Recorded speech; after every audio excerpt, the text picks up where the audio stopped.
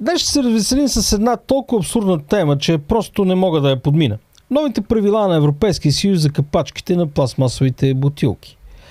Европейската комисия ни нарежда, че от 3 юли капачките трябва да останат прикрепени към бутилките след отваряне. Защо?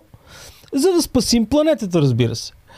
Но наистина ще спасим света, като прикрепваме капачки? Идеята за прикрепените капачки възникна като част от по-голяма инициатива на Европейския съюз за борба с замърсяването от пластмаси. Тя е част от директивата за пластмасите за еднократна употреба на общността, която цели да намали замърсяването, особено на морските и крайбрежните райони. И беше официално представена и одобрена от държавите членки през 2018 година. За разработването на стандарта, който да направи възможно прилагането на тези нови изисквания, Европейската комисия предоставя, разбира се, огромно финансиране и ресурси. Според Еврокомисията, капачките са един от най-често срещаните отпадъци на плажовете. И звучи някакси благородно да се борим с тях, нали? Но какво се случва, когато производителите трябва да се справят с новите изисквания? Компании като Coca-Cola бяха след първите, които приеха новите капачки, въпреки че дори и те в началото изразиха опасения относно увеличените разходи и потенциалните проблеми с допълнителния пластмасов материал. Не искам правоверените зелени да ме разбират погрешно. На мен, а вярвам и на почти всеки, е ясен проблема с трудно разградимите отпадъци. Но, защо вината и последствията винаги трябва да се прехвърлят върху обикновения човек или малката фирма?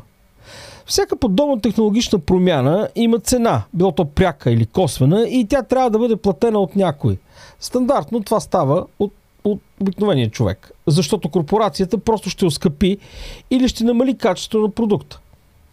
Потребителите масово не са доволни от новите капачки. Мнозина се оплакват, че капачките са неудобни за използване и често се чупят при опит за отваряне на бутилката. Много хора просто ги изхвърлят, както правиха и преди. Само че сега е малко по-забавно. Заливат се с течността от бутилката. Това е може би единственото полезно нещо в тая регулация, но само за лятото и само ако бутилката съдържа вода, а не сок или безалкохолно. Всичко това на практика е обезмислена от регулация. И ако целта директивата беше да намали замърсяването, изглежда, че тя не е постигнала желания ефект. Разбира се, че подобна глупост най-вероятно е подкрепена с анализи, примери и компютърни модели, които, както винаги, разбира се, ще се окажат грешни, но ще продължат да ни заливат избирателна статистика, за да оправдаят поредната им бюрократична глупост.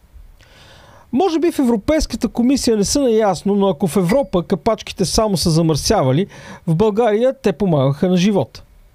Едва ли има българин, който не е чувал за капачки за бъдеще. От стартирането на тази инициатива през октомври 2017 година са събрани средства, чрез които са закупени общо 22 ковьоза и 5 специализирани детски линейки. Допълнително събраните и рециклирани капачки в рамките на кампанията са достигнали до внушителното количество от 500 тона. Това е важно постижение, което показва значителния принос към подобряването на здравната инфраструктура и околната среда в България. И вероятно, чрез културата за събиране и циклиране на отпадъци, които подобна инициатива вменява в българското общество, те допринася много повече за опазването на околната среда от неадекватните и безмислени регулации. Въвеждането на директивата за еднократна потреба на пластмаси в Европейския съюз, особено на регулацията, в която изисква капачките на пластмасови бутилки да остават закрепени към самите бутилки, неминуемо ще повлияе негативно на инициативи като капачки за бъдеще. Просто заради промяната в начина, по който се събират отпадъците. И какво ще се случи с благотворителните инициативи, които разчитат на събиране на капачки? Как ще финансираме ковьозите и на новородените бебета? Как ще събираме тези капачки? Ще трябва да откачаме капачките с ножици или да ставаме експерти по пластмасова хирургия? Или пък може би просто трябва да спрем да събираме капачки и да приемем, че повече няма да има ковьози? Да не би пък да трябва да намалим раждаемостта? Това ли е решението на Европейския съюз за намаляване на пластмасовите отпадъци? Разбира се, гениалната ултимативна препоръка на Европейската комисия е подобни кампании да се адаптират. Не, уважаеми бюрократи. Вие трябва да се адаптирате най-малкото по две причини. Първо, подобни инициативи съществуват заради неефективните социални и здравни системи и факта, че при такъв бюджет на Европейския съюз никой не би трябвало да събира капачки за каквата и да е кауза. И второ, вие се финансирате и сте избрани там, за да работите за общността от хора, да се съобразявате и да решавате техните проблеми. И вие да се адаптирате, а не ние и благотворителните организации.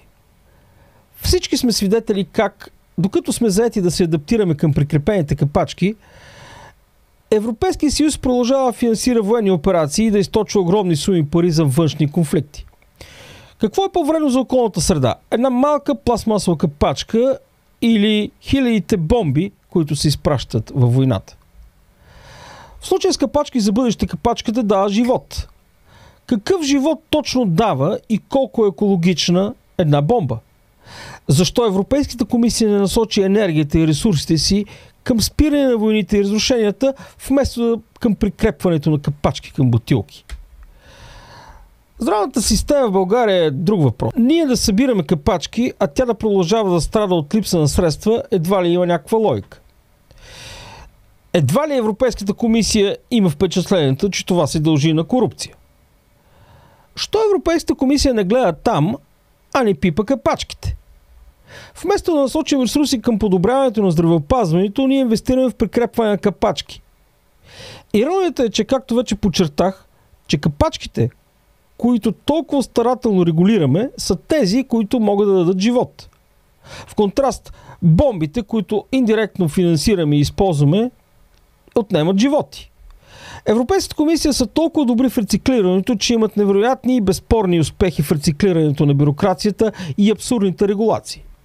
Всички помним директивата за кривите краставици и банани. Директива, която изискваше плодовете и зеленчуците да имат определени размери и форми, за да могат да бъдат продавани в Европейския съюз.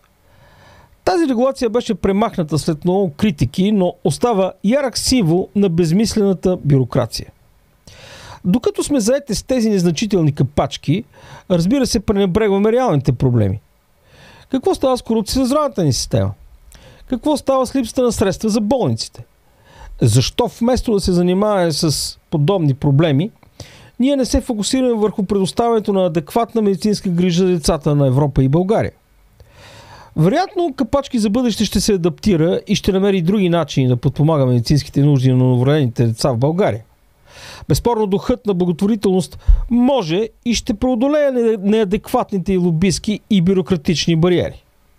Но борбата с излишната и безмислена, а понякога и криминална регулация и стремежът към по-смислени законодателни рамки трябва да продължават, за да можем да сме сигурни, че иновациите и общественото добро не се задушават от неефективни политики.